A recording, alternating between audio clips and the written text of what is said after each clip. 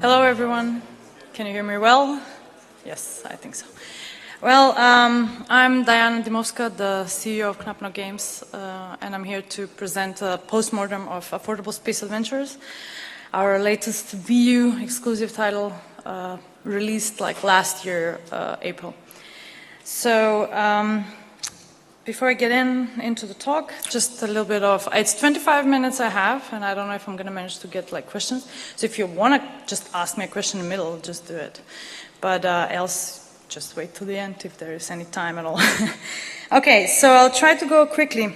What I want to share a lot about Affordable Space Adventures is kind of the design process of how, this is a bit of a special game. One question, who's played it or heard about it, saw it? Okay, but I'm going to play a video just to set the mood to begin with, and then I'll tell you a lot about it. But mainly I'll focus on like what kind of went right and wrong and the collaboration, because this was like a title in collaboration with Nifflas Games, and why that was great. To begin with, so Wii U exclusive, one of the main things of why it's kind of award-winning and really well-received game is that it really fits really good for the Wii U and was designed for the Wii U. Intentionally, because we wanted to make something different. We were impressed by the platform, and we thought it was not used by developers as like the potential it has. So we did a little puzzle simulation spaceship game where actually you're controlling it with the gamepad, like thumbsticks and buttons, but since it's like a simulation, we simulated like the spaceship computer on the screen on the gamepad, and we actually, it's part of the fiction as you're inside of the small craft and you're controlling it, but you're kind of seeing it in 2.5D on the screen and solving little puzzles and challenges. I'm gonna play the video first, then I'm gonna go on. Let's see if this works. You can be a professional space explorer. Let You Explore provide you with a cheap but functional spaceship.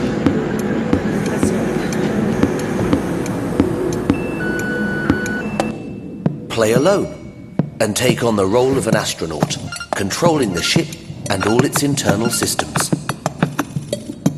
Or you can invite your friends along to explore space together. That's not us, it's those things.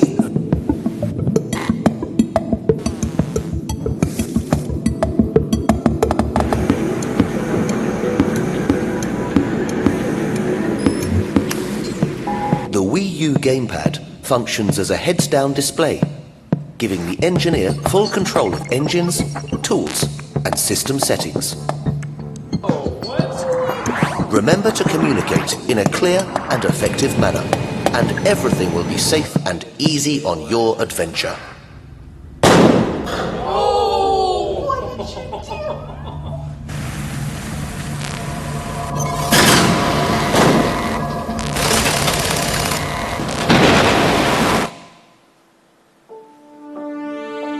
See you in space.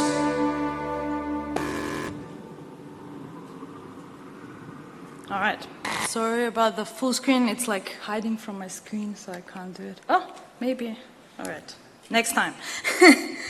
All right, so I hope you got the idea, but the game, as I say, was very well received, and it has very interesting mix of multiplayer and tight puzzles that you can play in single player. And one of the things that what we are known for is like this design for like new novel interfaces. We've been playing a lot with gesture, like kind of play and social play on all these motion controllers.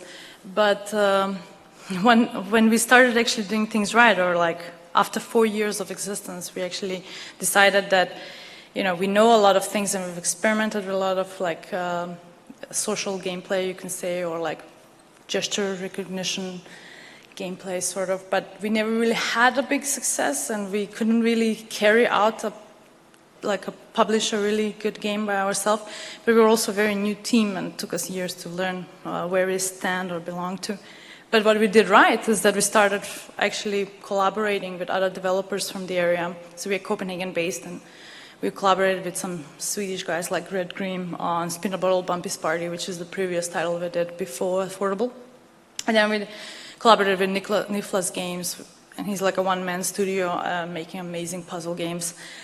And that's when we did his collaborations that things started moving for us, because we were faster delivering what we wanted to, because we would bring skills that we don't have in the studio. We were small at a time, like around 6 to 8 people. And what we did good is like we could develop actually for Nintendo, because we, like for the Nintendo platform, because we basically took out at early 2011 maybe, we published just like a V title that is more of an app for painting, collaborative painting, just to kind of learn the publishing on that platform. And then we worked with cool indies to make cool things together. So with Nifflas we did Affordable, as I say, and we have kind of 2 different approaches which worked really well for this title. So we are more into, like Knapnok is more into innovative social game experiences, and we've always worked with like novel interfaces. When I say novel interfaces, we see that as the Wii controller as a novel interface. Kinect, we did a bunch of stuff for that, and you know, the phones as well, touch screens, everything that is sort of not the regular, like the traditional controller or mouse and keyboard.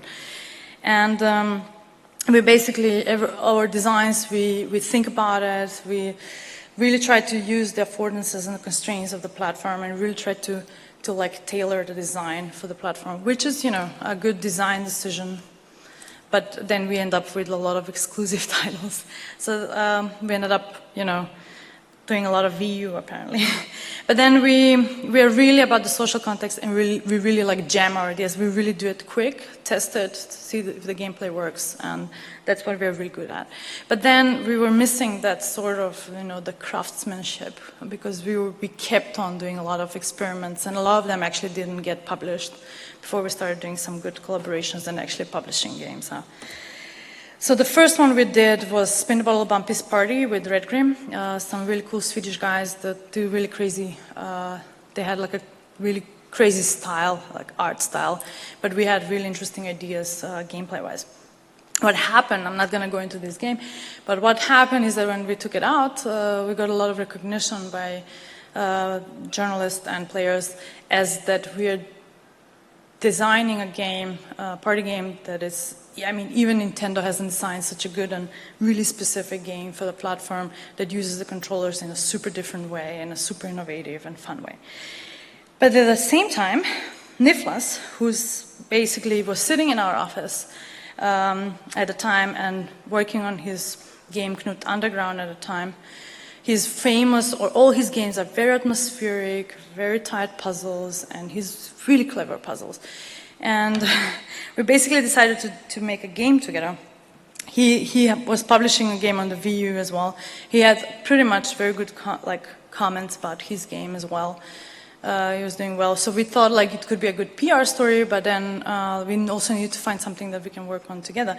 And it was not really like artificially put two teams together. It was more like he was sitting in the office, so we would chat about game design, we would play a lot, like this one, sharing and playing. So we were basically playing games all the time together, and especially the local multiplayer games, right? Because it's fun to play together. And Lau, who's the creative director, and Nicklas would talk about design a lot, actually. And one day, you know, a simple question is like Lau asking Nicklas, after we've played like millions of Wii U actually games, because we were both publishing a game on the Wii U at the time, so we played a lot on that platform. So I was like, oh, so what would be the perfect game for you to design on the Wii U, right? It just started with a quick, casual conversation like that. And Nicklas actually, I remember, he kept saying like this spaceship game where you have, you know, the screen of the gamepad is actually the system, the computer of the spaceship. And that's actually like, it stick to everybody's mind. That sounds so good. I mean, there's this platform that you can actually design any interface to. There's this screen that, you know, instead of just as a secondary screen and or just like, you know, to take it away, if you're not watching TV, you can watch it on your screen. You can actually use it as a new interface. So you can design your own interface. So the conversation started from there, and then next thing we were actually writing a pitch or writing up the concept, and I don't know, we just started working on it because we both were finishing up a game, so if people started being free in the company, we started working and brainstorming. And at the time we got some funding, like public funding from a Danish film institute to like start up the idea. We self-invested whatever we could, but we also, you know, shared risk with Nifflas. So the project just started.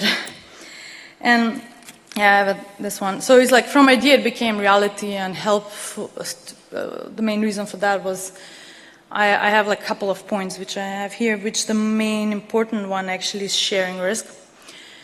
It was a more ambitious title than any of the ones we've done, and it's not about that you can't do it, it's just that you have the right time to do it. And I think the fact that we're two different teams with two different competences that really complete each other, right? That meant we can do it faster. Another thing is that we shared risk, so there were two companies like putting money/time in it. Basically, we did have a lot of Nintendo eShop support because we were exclusive, like Nintendo title, of course. So they really liked us and still like us, so that was very helpful as well. So I think it's one of the better and kind of good selling for Wii U game, actually. So I want to go a little bit more in what went right, and I will tell you some of the challenges. And as I mentioned, one of the first ones was that we completed each other's skills in development. So we were like the console developer, we've tried that before. The whole kind of multiplayer aspect in the game was also quite a lot on our side, and the whole like asset production and everything. But then Nifflas had this amazing, like he had like a lot of the direction of the game, or from art to like definitely gameplay, like it's his puzzle style.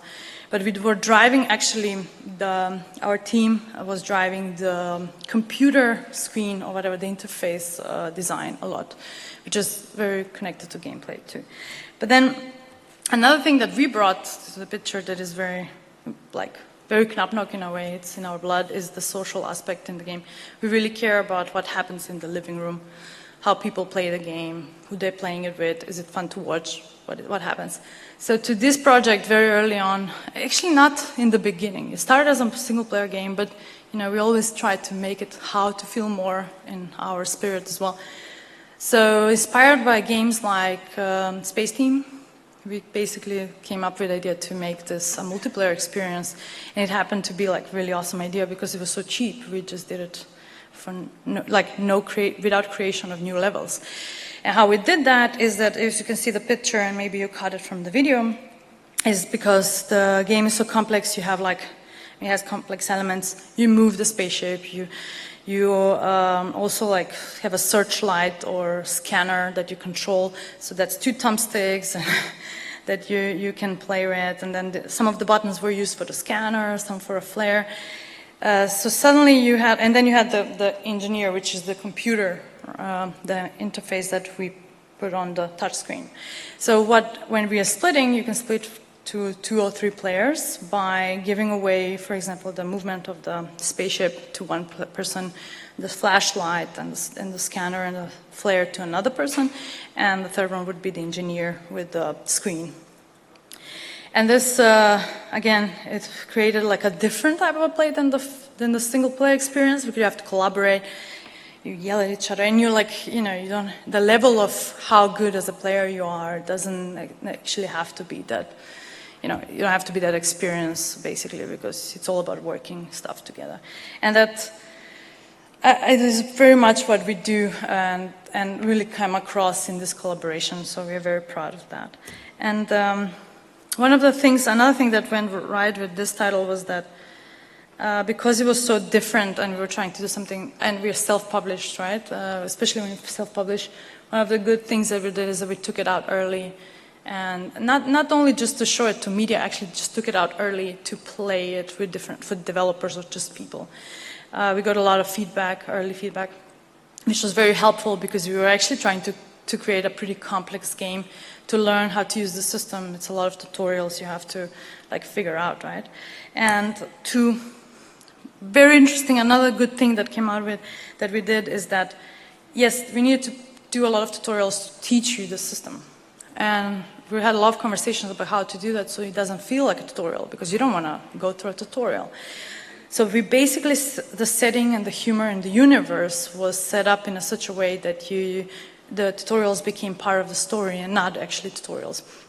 And to give you an idea, I'm going to go quick, not going to show a video here.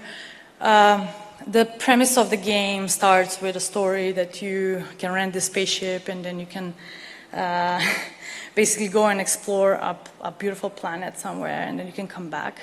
And it's like a cheap, affordable, no accidents, everything great, and then suddenly you wake up on a like a unfriendly planet, like a dark planet, where all your friends, all the other small spaceships died. So basically there was a crash and you kind of start over and you have to survive, get on the other side, get help, get away. And so what we did that is really cool is that we kept the narrative of like the company being involved, that you rented the spaceship from, to make a little bit of humor everywhere, but plus because you started from a crash, all the systems were basically down, so they're repairing slowly over time, meaning that one by one you start playing them and exploring them and learning them, and in the end you kind of like have this full system on, but you're already kind of an expert, and that's great.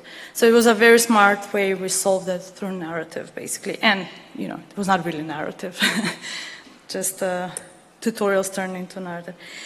Challenges, so a few challenges. Yeah, collaboration is great, except that when you're two strong studios with two strong personalities and ways of doing stuff, when you do it together, it clashes. Example being that Nifflas is a one-man studio, and he's used to do, everything he does is like final quality.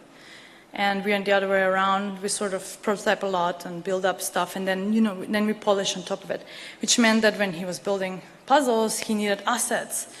And, you know, a bunch of the assets didn't look that good or final, so there was a lot of frustration with like how fast things are moving and how the process is. But, you know, you with a lot of effort, and if you're doing the right thing, you make it work. But there was a lot of frustration in planning production and doing it, actually. We had to send Nifflas to Sweden for a vacation a couple of times, like forced vacation, so we can produce stuff when he comes back to work on it.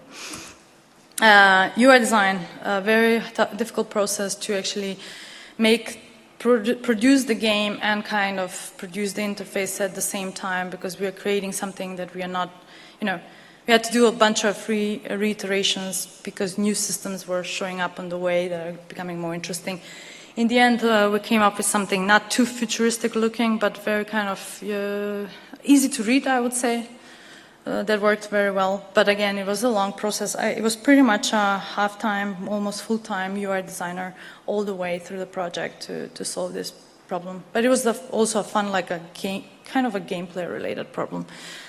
Showcasing setup, before we actually got like a kind of official support from Wii U, I was like, yeah, here's a stand, showcase your game. Like they were really helpful.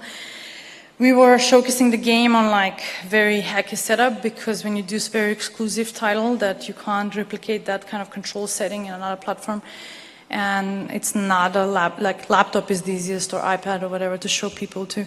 This was like a nightmare, even at festivals and whatever we went to, like whenever we wanted to show the game outside the office was very difficult. And we had a choice to actually do that. We wanted to do it because, you know, we didn't want to keep it secret. But, you know, we solved it. That's a USB powered screen. And we were hiding the test kit, bringing it around. And I think it's my last point. Maybe I'm good on time. Another thing that we did super wrong, actually, this is like a super production, our overseeing thing. In a teaser that we released at E3 the year before we published, we showed a video with this big robot kind of moving around, trying, like, it was like intimidating the spaceship. And it was a very fun teaser, like it ended pretty well with the scene. Except that when we did the game, towards the end, we realized that that robot was never in production in the game. And So that meant that we made a decision. I think it's a good decision we made, but we sacrificed like a month of development, maybe even 2, to get that robot in, because it had to be designed. Like there was no, when it was in the teaser, there was no gameplay, there was nothing developed for this robot. So we decided to get it back in because it was used in the teaser. I mean, it would be such a shame not to put it in. So yes, that's never again, hopefully. Okay, I think this is the last one. Another thing is the multiplayer was almost free for us to implement because we didn't have to do anything levels-wise. Very expensive when it came to testing all the control setups you can support in the game, because we also wanted you, it's kind of like a party mode. You can go in and out of a game, like multiple players can go in and out. And that created this madness of a graph for implementation of controllers, and it was like painful to test for as well. So we had a bunch of issues with that, but I still think it was kind of worth it. But we didn't, in production, we didn't take into account, of course, it's like, multiplayer is for free. It wasn't. Okay, this is my contact details. Thank you for listening to my talk. I would like to get some questions if you have any. I think I have like, maybe not, I don't know. Thank you.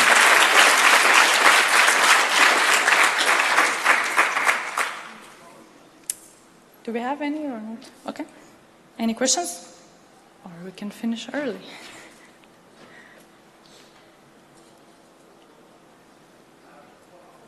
Well, I'm ready for the next talk. Thank you. And yeah, see you maybe outside. If anybody wants to talk to me, I'm around. Thanks.